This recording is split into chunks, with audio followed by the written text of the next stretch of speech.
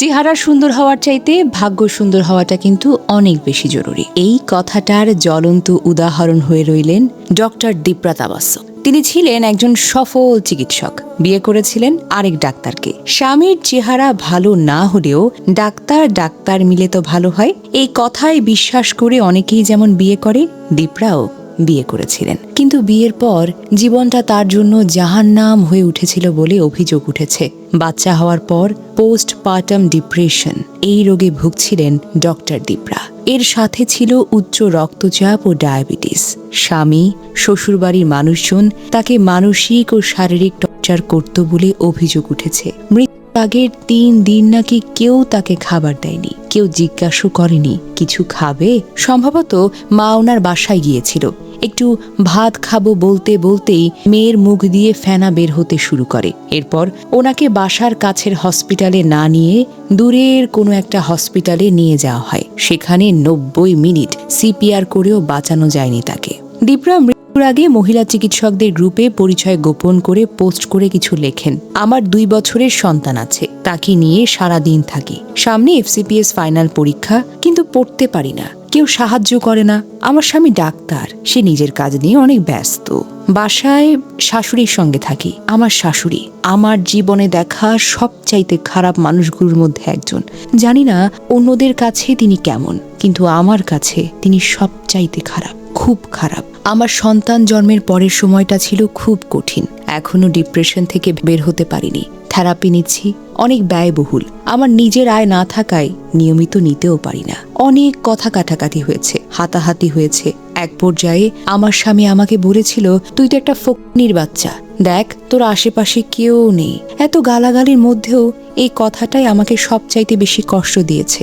সত্যিই তো, আমার আশেপাশে কেউ নেই। শাশুড়ি অত্যাচার করলে বাবা মা সমর্থন করে না, স্বামী অত্যাচার করলে কেউ সমর্থন করে না। সবাই বলে, আরে এসব তো হয়, মানিয়ে নাও। মানে আমি আসলেই একা। ছোটবেলা থেকে আমার মায়ের সিজোফ্রেনিয়া দেখে বড় হয়েছি। অনেক কষ্ট করে এত দূর এসেছি। MBBS করেছি, পোস্ট গ্রাজুয়েশন করতে চাই, কিন্তু পারছি কোথায়। আমি না আর বাঁচতে চাই না। রাগ করে অনেক ওষুধ খেয়ে ফেলেছি। প্রাণঘাতী কিছু নয়, হাতের কাছে যা পেয়েছি তাই খেয়েছি, কোনো প্রভাবও হচ্ছে না। আমার খুব কষ্ট হচ্ছে। আমি কি 10 মিনিটও নিজের জন্য পাবো না? আল্লাহ আমাকে এমন ভাগ্য কেন দিলেন? গত 4 জুন দীপ্রা তাবাসসুম মারা গেলেন। বলা হচ্ছে হার্ট অ্যাটাকে মারা গেছেন তিনি। তার শ্বশুর একজন বড় হৃদরোগ বিশেষজ্ঞ, স্বামীও হৃদরোগের চিকিৎসক। এই যে একটা ডাক্তার মেয়ে তিলে তিলে নিঃশেষ হয়ে গেল, তাও একটা ডাক্তার পরিবারে। মেয়েটি পোস্ট গ্রাজুয়েশনের স্বপ্ন দেখছিল, স্ত্রী পুত্র বধূ হিসেবে চেয়েছিল একটু ভালোবাসা, একটু আন্তরিকতা, একটু সাহায্যের, চেয়েছিল নিজের চিকিৎসা করাতে। এর জন্য শুনতে হয়েছে অনেক কটু কথা। এটা কি স্বাভাবিক নাকি কাউকে খুঁচিয়ে মরে যেতে বাধ্য করা? এই হত্যায় এড়ানো যায়?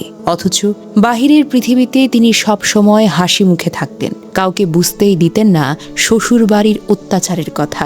ফেসবুক গ্রুপে পোস্ট দিতেন শুধু একটু ভালো কথা শোনার আশায়। একটা মানুষ এভাবে দুনিয়া ছেড়ে চলে গেল শুধুমাত্র শ্বশুর বাড়ির মানুষ আর স্বামীর অত্যাচার কারণে। পার্টনার ভালো না হলে মানুষ দুনিয়াতেই জাহান্নাম বোধ করে, জাহান্নামের স্বাদ সে পেয়ে যায়। এটা কোনো স্বাভাবিক মৃত্যু নয়, এটাকে বলে সম্মিলিত মানসিক নির্যাতন, অবহেলা আর নীরবতার মাধ্যমে।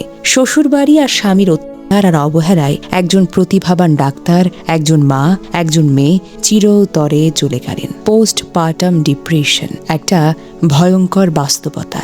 বাচ্চা জন্মের পর অনেক মায়ের হরমোনাল পরিবর্তন, শারীরিক দুর্বলতা, ঘুমের সমস্যা আর মানসিক চাপে পোস্টপার্টাম ডিপ্রেশন হয়। এটাকে শুধু মন খারাপ ভাবলে কিন্তু চলবে না। চিকিৎসা না করলে এটা বা অন্যান্য জটিলতায় রূপ নিতে পারে। ডক্টর দীপ্রার ক্ষেত্রে এই ডিপ্রেশনকে আরো ভয়ঙ্কর করে তুলেছিল শ্বশুরবাড়ির নির্যাতন। দীপ্রার মতো অনেক মেয়ে ভাবে ডাক্তার বিয়ে করলে সুখী হব, কিন্তু এই স্বামীর মতো মানুষরা প্রমাণ করে ডিগ্রি বা পেশা দিয়ে মনুষ্যত্ব হয় না। স্বামী হিসেবে তার ব্যর্থতা ভীষণভাবে চরম। স্ত্রীর পোস্টপার্টাম ডিপ্রেশন, শারীরিক অসুস্থতা দেখেও তাকে মানসিকভাবে ভেঙে দেওয়া, অপমান করা, খেতে না দেওয়া, এগুলো কোনো স্বামীর কাজ হতেই পারে না। এগুলো হলো নির্যাতকের বৈশিষ্ট্য। এই ঘটনা প্রমাণ করে স্বামী ভালো না হলে পুরো জীবনটাই জাহান্নাম। ডক্টর দীপ্রা তাবাসসুমের মৃত্যুর সঠিক তদন্ত হোক, তার স্বামীর ভূমিকা খতিয়ে দেখা হোক। একটা কথা বলি, ছেলে দেখে বিয়ে করুন, পরিবার দেখে নয়। ছেলের মানসিকতা, চরিত্র, দায়িত্ববোধ এগুলো দেখুন। শ্বশুরবাড়ি যত বড়লোকই হোক না কেন, ছেলে যদি দুর্বল ও স্বার্থপর হয়, তাহলে আপনার জীবনও কিন্তু জাহান্নাম হয়ে যাবে।